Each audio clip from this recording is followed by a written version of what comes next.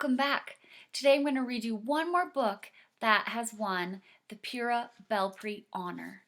Today's book is called Island Born, and there's the silver medal. This book is written by Junot Diaz, and Leo Espinosa made the pictures. And let's see what happens in Island Born. Every kid in Lola's school was from somewhere else. Hers was the school of faraway places. Mai was from a city so big that it was like its own country. India and Camilla were from a stony village at the tippy top of the world. Mateo had lived in a desert so hot even the cactus fainted.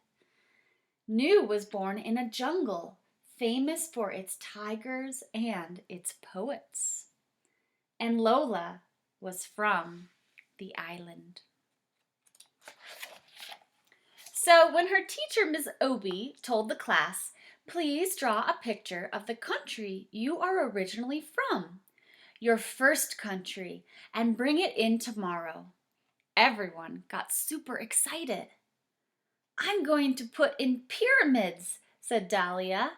"And I'll draw a canal this long," Franklin said. "There's going to be a mongoose in mine," Nelson yelled. Nelson always yelled. Oh, I think I can see him. Probably him, huh?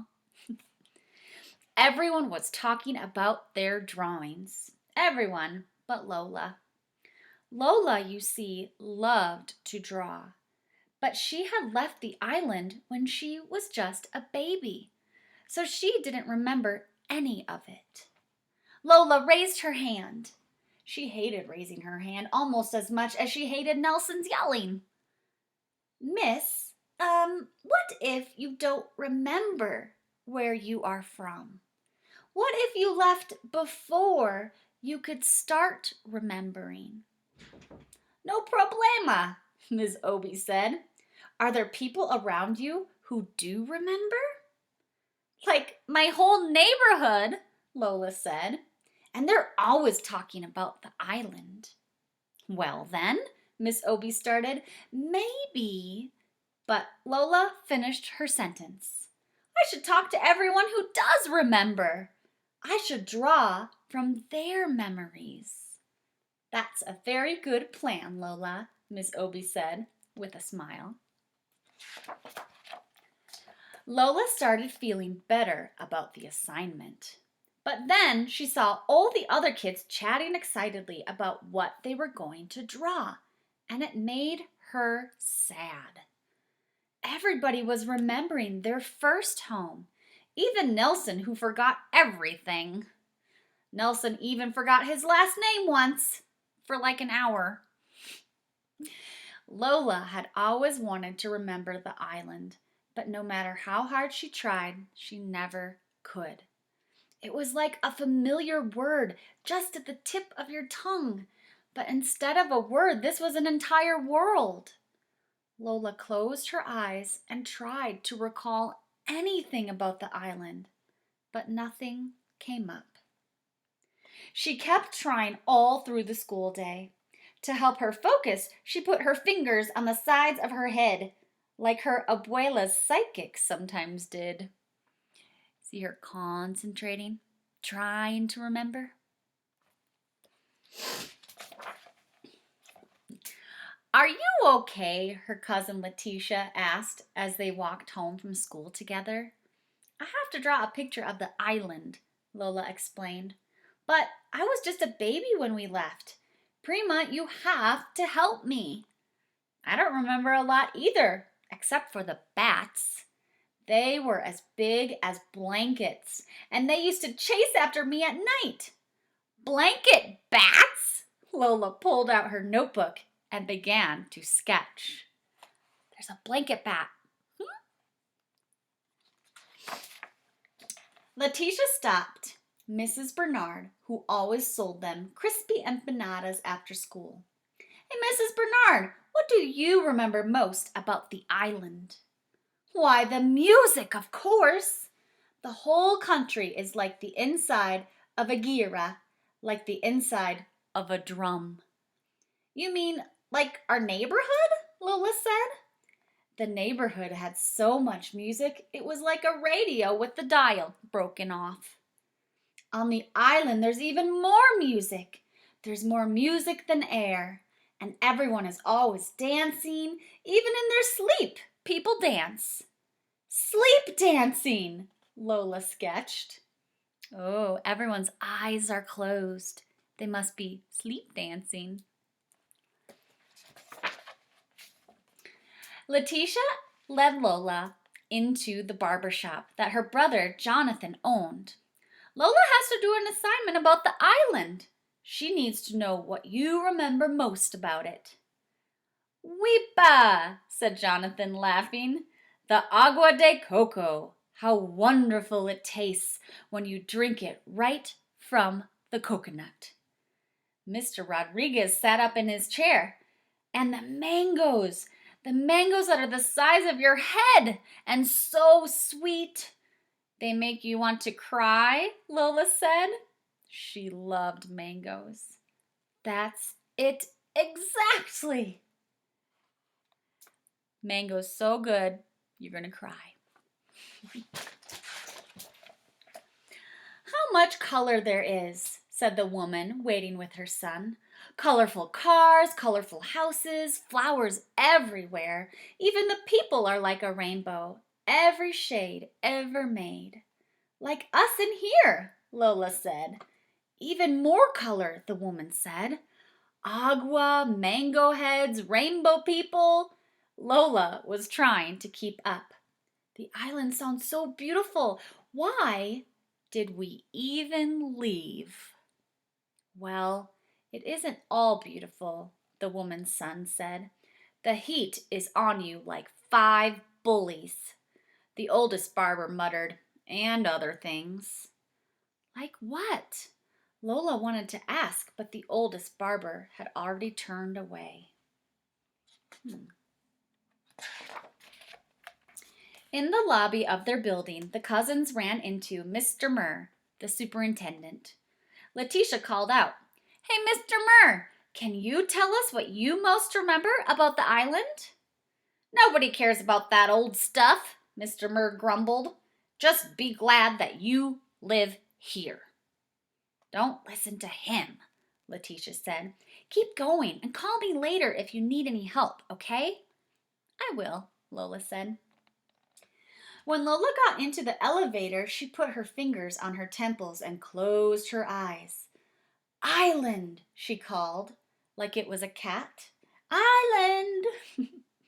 But like a cat, the island did not come. At home, Lola found her abuela at the kitchen table trying to finish a puzzle. Abuela loved puzzles. Do you remember what abuela means? Grandmother, right? Abuela, I'm supposed to draw a picture of the island for school, but I don't remember it. Why don't I remember it? Hee-ha, you were just a baby when you left. But the other kids remember. Just because you don't remember a place does not mean it's not in you. Will you tell me what you remember most? Lola asked. Of course. What I remember most is the beaches. Hee-ha, our beaches are poetry. You know when you hear your favorite poem? That's how it is to be on our beaches. Fish jump from the waves into your lap. And at sunset, sometimes the dolphins will come out of the water to bow good night. And up north where I'm from, there are even whales in the surf. Beach, poetry, dolphins, surfing whales? Lola sketched as fast as she could. Oh, look who it is. Blanket bat. Lola's mother stuck her head in from the kitchen.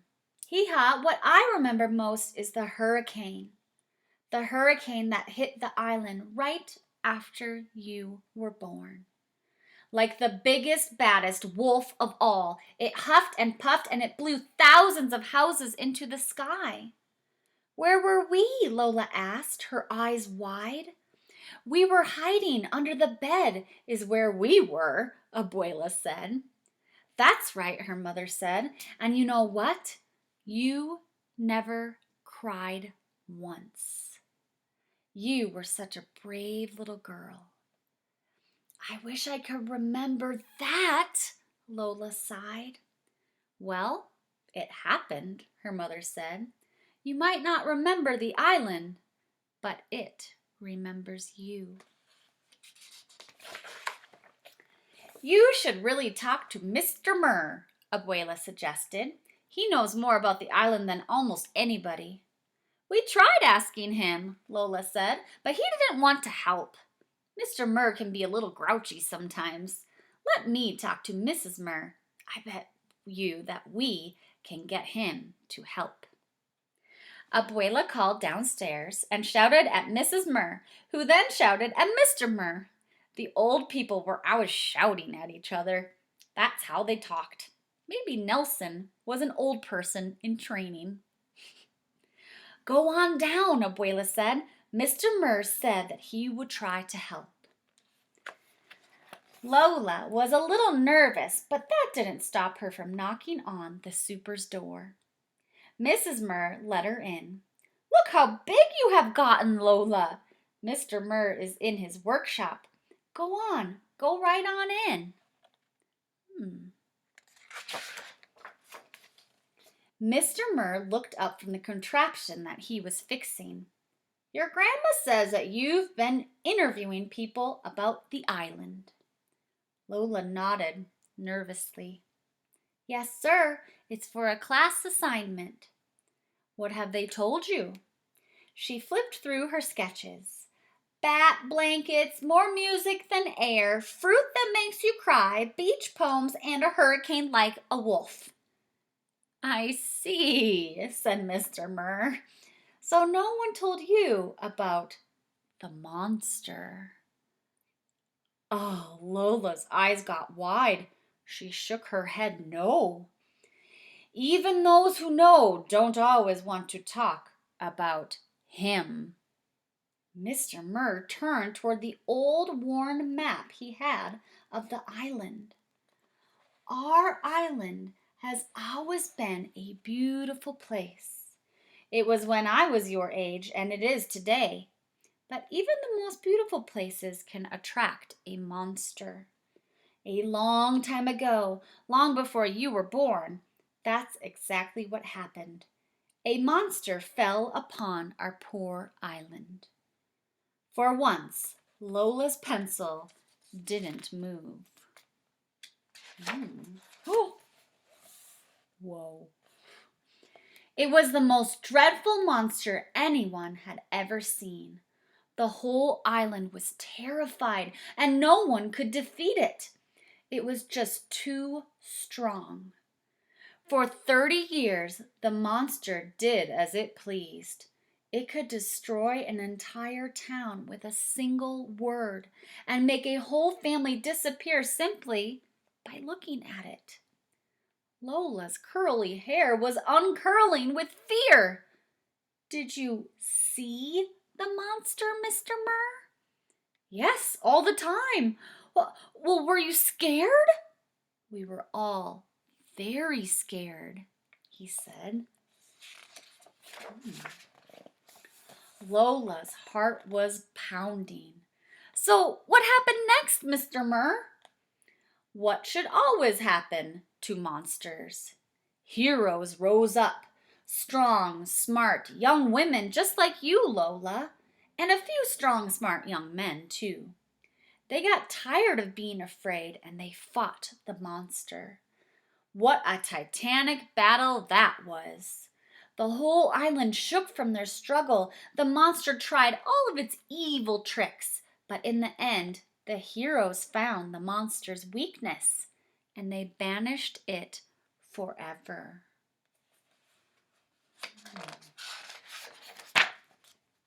Wow, Lola whispered. What happened to the heroes? No one knows really. It was so long ago. Mr. Murr took off his glasses and sighed. Anyway, you should get back upstairs. It's getting close to dinner time. Thank you, Mr. Murr, Lola said. Thank you for all of your help. How did it go? Lola's mother asked. It was really good. Lola looked at the blank page in her hands. Lola spent the rest of the night drawing the island. She started out with one page, but she needed more room. So she added another page and then another, and soon she had a book. She worked through dinner and she worked in bed, and when she was just finishing the last touches on the cover, her abuela came in to check on her. Abuela picked up a drawing of the final battle, and she got really still. Abuela, did you know about the monster? Of course, hija. Why do you think so many of us are here in the north? Lola put her arms around her abuela. You must have been so scared. Sometimes we were, her abuela whispered, but we were also brave.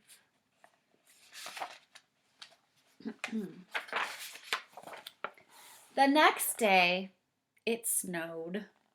Lola put on her scarf and boots and stuffed her assignment under her coat. Bendición, mami. Bendición, abuela. Bendición, hija, they both called. Good luck. Mr. Murr was pushing garbage cans against the curb. Thank you, Mr. Murr, slayer of monsters. Ha! He laughed. Good luck, Lola, daughter of heroes.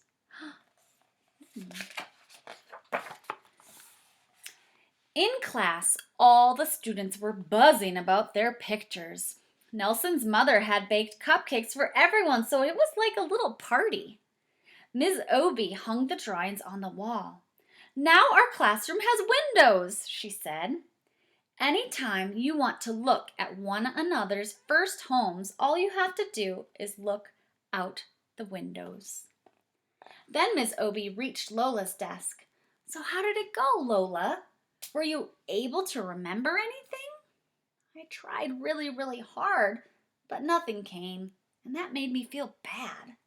But then I realized that I don't have to feel bad because even if I had never set foot on the island, it doesn't matter.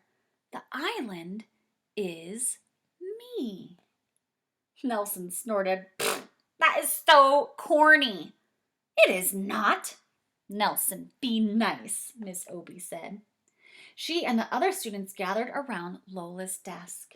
Nelson made sure that he got real close so he could see everything. Lola suddenly got nervous. Go ahead, Lola, show us. Okay, Lola said, taking a deep breath. And she opened her book. Oh, gotta show close up.